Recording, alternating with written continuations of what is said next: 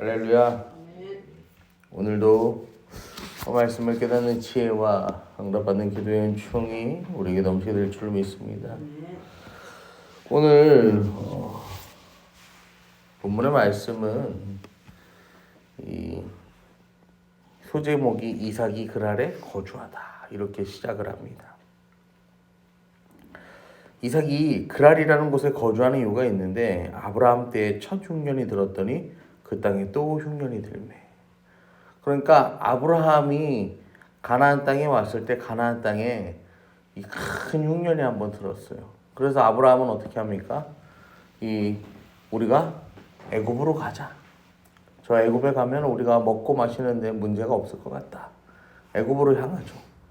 그로부터 한 100년 정도의 시간이 지난 후에 또 흉년이 들었습니다. 여러분, 우리가 예수를 믿고 그리스도인으로 살아가면요, 우리 인생에 더 이상의 흉년은 없을 것 같죠. 하지만 하나님이 부르신 그 자리에도 흉년은 또다시 찾아온다. 여러분, 예수 믿는 인생에요, 어려움이 없을 것 같지만요, 어려움은 찾아온다라는 거예요.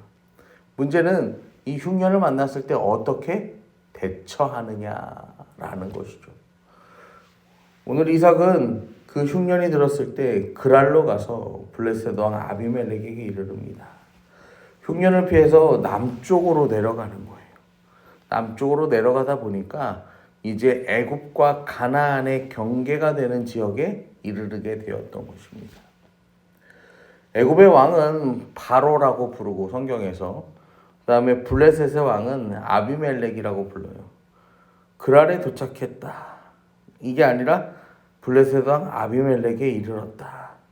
지금 이제는 이삭이요, 어디를 가든 간에 이 왕과 대면할 정도로요, 지금 뭘 받은 상태예요?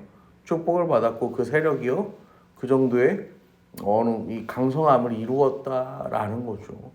자, 그런 상황에서 이제 하나님께서 이삭에게 나타나 이렇게 말씀하십니다. 애굽으로 내려가지 말아라. 내가 내게 지시하는 땅에 거주하라.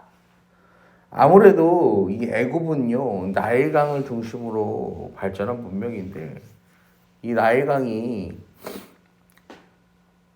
우주에서 봐도 보여요. 그 말인즉슨 아무리 여기가 사막 지역이고요, 건조한 지역이라 할지라도 나일강 유역은 어떻다는 거예요? 항상 이 비옥함을 유지할 수 있는 지역이라는 거죠. 그러니까 누가 봐도 저 애굽에 가는 게 맞아. 세상적인 관점에서 보면요, 지금의 이 위기를 넘기기 위해서 이 선택을 하는 게 아무리 봐도 옳단 말이죠. 자, 그러한 가운데 하나님께서는 애굽에 내려가지 말라고 이야기하십니다. 너의 눈으로 봤을 때 괜찮은 그 상황을 선택하지 말고 그랄에 거주하라는 거야. 내가 내게 지시하는 땅, 이 땅 그랄에 거주하라는 거예요. 지금 그 경계의 자리에서 하나님은 부르십니다. 이삭이요, 한 발만 넘어가면 뭐 하는 거예요? 이삭의 결심이 조금만 여기로 치우치면 어떻게 되는 거예요? 넘어가는 거예요, 애굽으로요.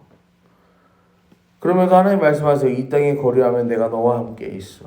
내게 복을 주고 내가 이 모든 땅을 너와 내 자손에게 주리라. 내가 내 아버지 아브라함에게 맹세한 것을 이루어 내 자손을 하늘의 별과 같이 번성하게 하며 이 모든 땅을 내 자손에게 주리니 내 자손으로 말미암아 천하 만민이 복을 받으리라. 여러분, 복을 받으려면요, 지금이 안 좋은 상황보다는 더 괜찮은 상황으로 가야 되는 게 맞죠. 그런데 하나님은요, 이삭에게 복을 줄 거야. 그러니까 지금의 이 안 좋은 상황에 머물러 있어라. 내가 너한테 복을 줄 거니까 지금 네가 힘들더라도 나한테 뭐 하라는 거예요? 충성하라는 거예요. 수고하라는 거예요. 헌신하라는 거예요. 하나님, 내가요, 이것도 갖다 쓰고 저것도 갖다 쓰고 그것도 갖다 쓰면요, 내 삶이 조금 나아질 것 같아요. 나는 그렇게 이야기하는데요, 생각하는데 하나님은요, 아니야. 부족해 보이지? 그렇지만 네가 나한테 순종할 때, 충성할 때, 헌신할 때 나는 너의 삶을 더욱 풍성하게 한단다. 하나님 약속하시는 거죠. 그러면서요, 여러분 우리가 하나님의 말씀 안에 있어야 하는 이유도 여기에 있는 거예요. 우리는요, 딱 현실만 봐요. 우리가요, 믿음이요 굉장히 충만해져서요, 현실 너머의 것을 보는 것 같지만요, 우리는 딱 현실밖에 보지 못합니다. 우리가 하나님을 봐야 하는 이유가 여기에 있는 거예요.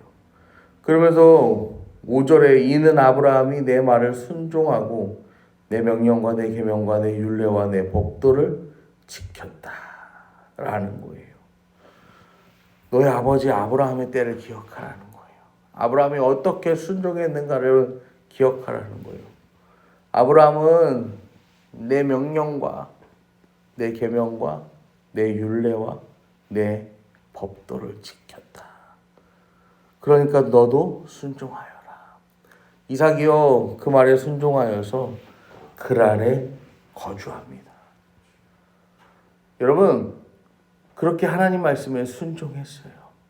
그러면요 여러분 힘들고 어려운 상황에서요 하나님 말씀에 한 번 더 순종합니다. 그러면 그 인생에요 뭐가 있어야 돼요? 이제는요 복이 있어야 될 거 아니야. 근데 다시 한번 위기가 찾아옵니다. 7절부터 보시면요 문제가 생기는데 그곳 사람들이 그 아내에 대해 묻습니다. 어디서 많이 본 장면 같지 않습니까? 아브라함이 애굽에 내려갔을 때 이 사라와 바로의 사건이죠. 아브라함과 똑같은 상황이에요. 지금 리브가를요 자기 누이라고 소개합니다. 그래서 리브가는 보기에 아리따움으로 그곳 백성이 리브가로 말미암아 자기를 죽일까 하여 그는 내 아내라 하기를 두려워함이었더라.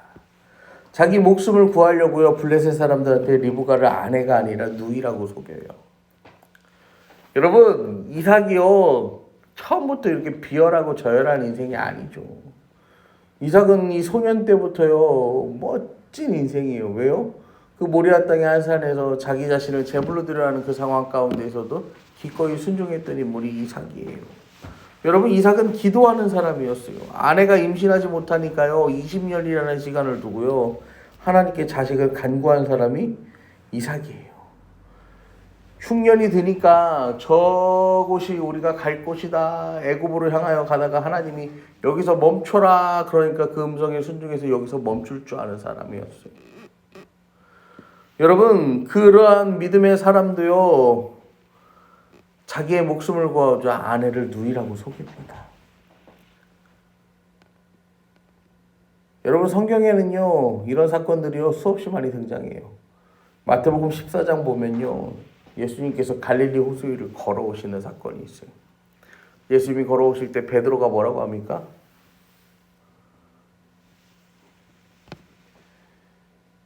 예수님이시면 자기도 이 무리로 걸어서 무리를 걷게 해달라고 부탁을 해요. 그러니까 뭐합니까? 예수님이 오라 말씀하시죠. 베드로가 배에서 몸을 던져요. 그래서 무리를 걸어가요. 걸어가다가 빠지죠. 왜 빠지냐면요 성경에 뭐라고 나옵니까? 이 베드로가요 이 주변의 환경을 보고 무서워해서요 물에 빠지게 됩니다. 여러분 믿음으로 살아가는 사람도요 주변의 환경이 눈에 들어오기 시작하면요 어떻게 되는 거예요? 주변의 환경에 매몰돼 버리는 거예요. 그래서요 더 이상은 문제보다 더 크신 주님이 보이지 않아요. 내 힘으로 내가 이것을 아끼고 내가 이것을 수고하고 내가 이것을 더욱더 욕심을 내어서요 얻어내야 이 현실의 문제가 해결이 될 것이다 라고 생각을 하는 거예요. 문제보다 더 크신 하나님이 보이지 않아요. 하나님께 구하지 않고요 내 힘으로 이 문제를 해결하려고 하는 거예요. 믿음의 사람일지라도요 그 눈이요 하나님을 향하지 않고 세상을 향하면요 두려워요. 아브라함도 그랬고 이삭도 그랬어요. 다윗도 마찬가지예요. 범죄하고 그 자신의 범죄를 덮기 위해서요 세상에서 가장 추악한 행동들을 합니다. 하지만 하나님께서는요 그런 인생들에게도 은혜를 베푸셔서요 다시 한번 돌아올 기회를 허락하세요. 그 바로에게 나타나셔서 말씀하셨던 것도 그렇고요 그 블레셋의 왕에게도 또 나타나셔서 그가 범죄하지 않도록 하나님 역사하세요. 그런데요, 여러분, 이 죄의 대가는요, 항상 찾아온다라는 거예요. 이삭이 늙었을 때요, 리브가가 뭐 합니까? 이삭을 속이죠. 이게 사실 정상적인 부부의 관계라면요, 있을 수가 없는 행동이에요.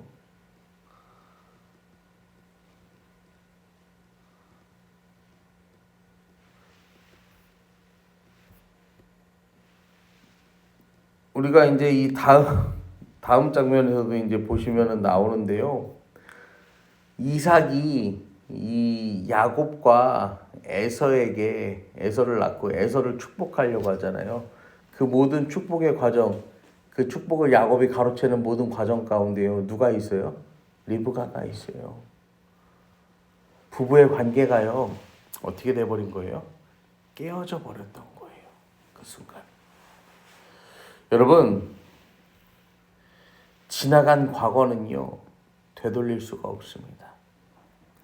그렇기 때문에요, 우리가 살아가는 이 오늘이 소중한 거예요. 여러분, 우리가 선택한 이 오늘의 결과가요, 나의 삶에만 영향을 끼치는 것이 아니라 또 누구에게? 우리의 자녀들에게도 영향을 끼친다 라고 한번 생각해 보세요. 내가 오늘 어떤 삶을 사느냐에 따라서요, 우리의 자녀가 맞이하게 될 내일이 다르다면요, 여러분은 어떠한 삶을 선택하시겠습니까? 여러분, 이제부터라도 하나님 바라봐야 하지 않겠습니까? 하나님 말씀 안에 거하는 삶을 살아야 하지 않겠습니까? 내가 그렇게 살려고 몸부림칠 때 우리의 자녀의 삶은, 우리의 후손들의 삶은요, 오늘보다 더 희망이 있는 내일이 되지 않겠습니까? 사랑하는 성도 여러분, 우리가 자녀들에게 물러줘야 할 것은요, 허망하게 썩어 없어질 세상에서요, 어떻게든 살아가려고 발버둥 치는 모습이 아니죠. 뭐예요? 영원한 하나님의 말씀. 그 하나님의 말씀을요, 물려주어야 하지 않겠습니까? 오늘도 우리 눈을 들어서 하나님을 보고 하나님 말씀 안에 거하고 또 이러한 영적인 유산을 우리 자녀들에게 물려줄 수 있는 저와 여러분 되기를 간절히 축원합니다.